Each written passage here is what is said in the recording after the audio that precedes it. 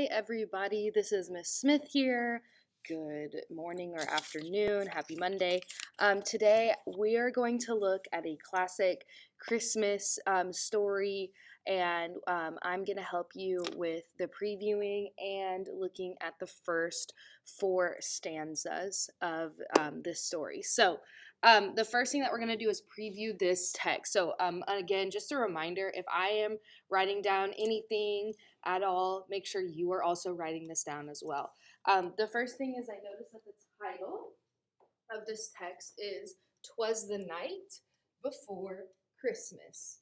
Okay, so obviously I can tell that this is going to be about the night before Christmas. Okay, and we know based on background knowledge that the classic story of Christmas is that Santa comes the night before Christmas and delivers presents. And there's also a little image right here in my preview. I can tell this is going to be about Santa coming for Christmas. And this is also by Clement Clark Moore. So now we have the author, we got the title.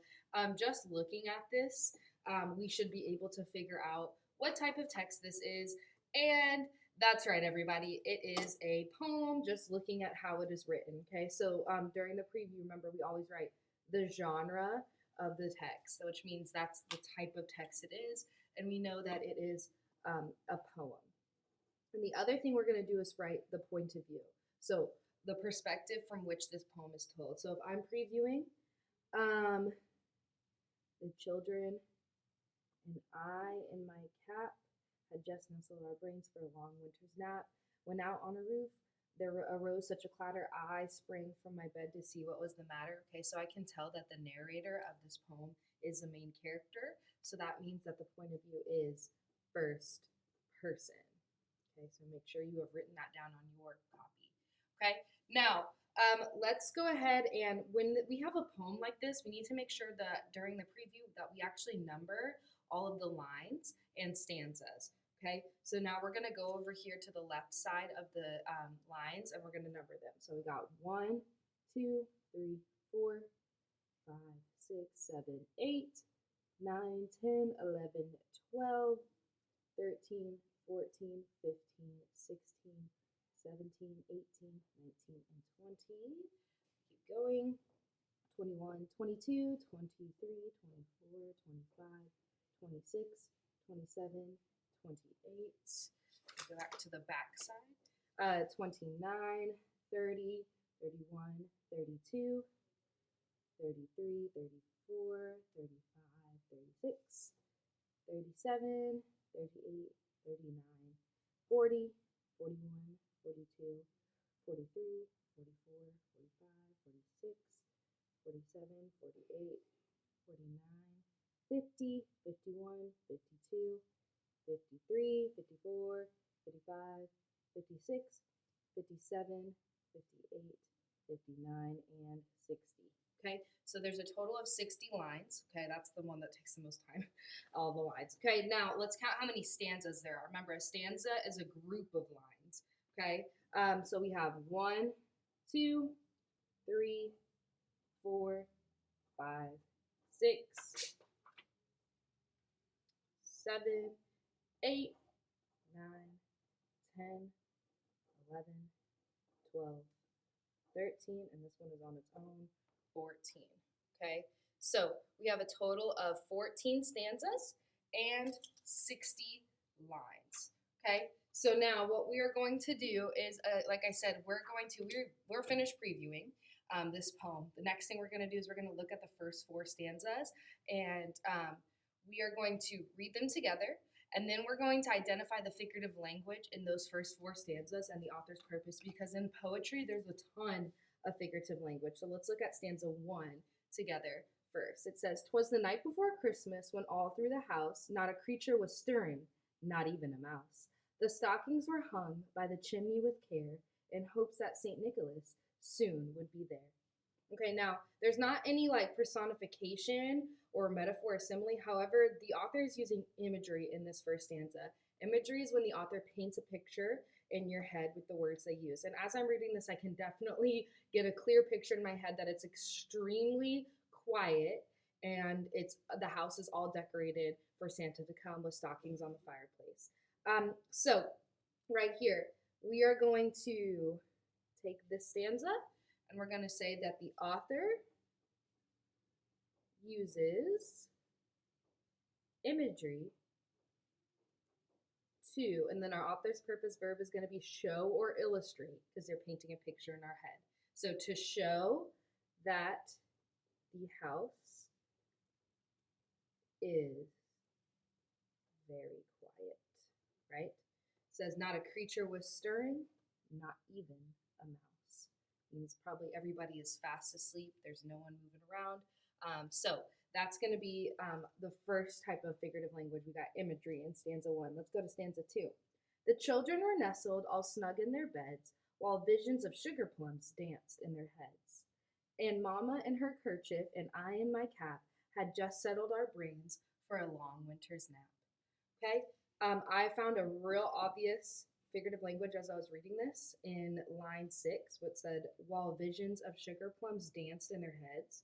Okay, now the children are snuggled in their beds and visions of sugar plums are dancing in their heads. Now, obviously, your visions, your dreams don't actually dance, right? So the author is using, that's right, everybody, personification. That's when an author gives a non-living thing a human trait. Okay, and we're going to start with our author's purpose statement next to line 6. The author uses personification to illustrate how their dreams are magical. Okay. Obviously, their dreams aren't actually dancing, but the author is using that personification to show that they are dreaming and they're having very magical or sweet dreams. You could also say that their dreams are very sweet. Okay, and again, we're using that author's purpose verb illustrate or show because this is all about figurative language, which again paints a picture in your head.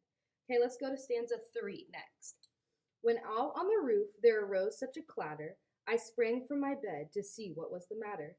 Away to the window I flew like a flash, tore open the shutter and threw up the sash. Okay, so now we have our narrator. Okay, remember now everything's super quiet. All the kids are dreaming, and then all of a sudden there is a clatter, which is a big noise, and the narrator springs from the bed, so gets up really quickly. And I know that because he says, I flew like a flash. Now he or she is comparing themselves to a flash using the word like. Okay, so that right there is a simile. Okay, so that is the next type of figurative language where we're going to write our author's purpose statement next to in line 11. Okay, so the author uses a simile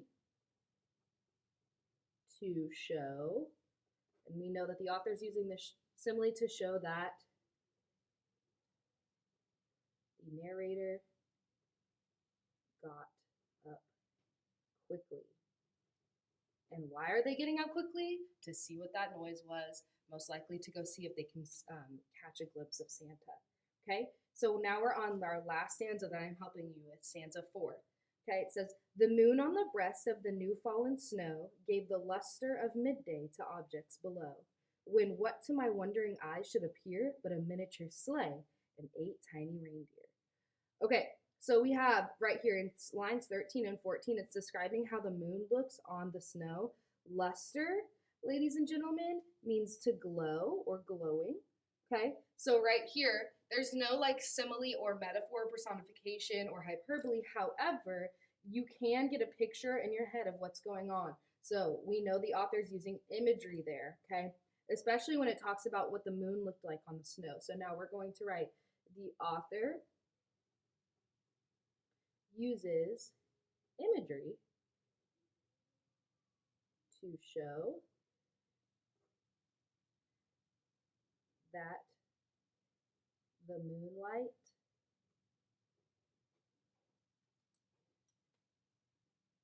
is making the snow glisten.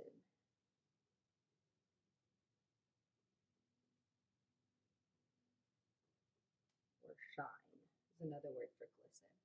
Okay, so that those are the only first 4 stanzas I'm helping you with, okay? So now what you're going to do, you can either work by yourself on the rest or you can work with a partner on this part. So you're going to look at stanzas 5, 6, down here, 7, and 8, either by yourself or this is the option where you can work with a partner on.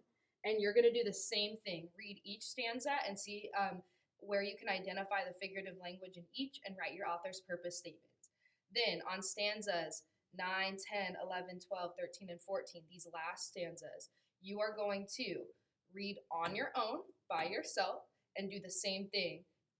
Identify the figurative language in each, or if there's not one, maybe like in this last one, at least in these other stanzas, identify the figurative language and tell me the author's purpose, just how I did it for you on stanzas 1 through 4.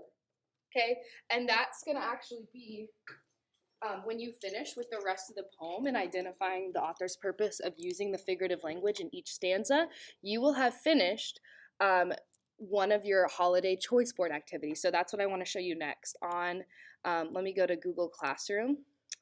Right here, holiday choice board assignment. When I click on it, this is your holiday choice board that's coming up right now. So if you notice on the stars, the things that have stars next to them, you must do them. Now, if you finish reading the rest of the poem and finding at least 4 author's purpose statements for 4 different types of figurative language, and the rest of the poem for stanzas 9 through 14, then you have finished one of your activities on your choice board right here, okay? You have to do these other 2 with a star, and then you can pick 2 other options to do that don't have a star, okay? So you're basically doing all of these activities except for one, okay? So that's what you're doing for the rest of class. You may listen to music as you are working on the drama review, the booklet, the illustration, the acrostic poem, or a letter. On Google Classroom, there's an example of an acrostic poem in case you need to see an example, and I can also help. Your teacher will be walking around and helping if you have any questions. If that is all, good luck everybody, you got it.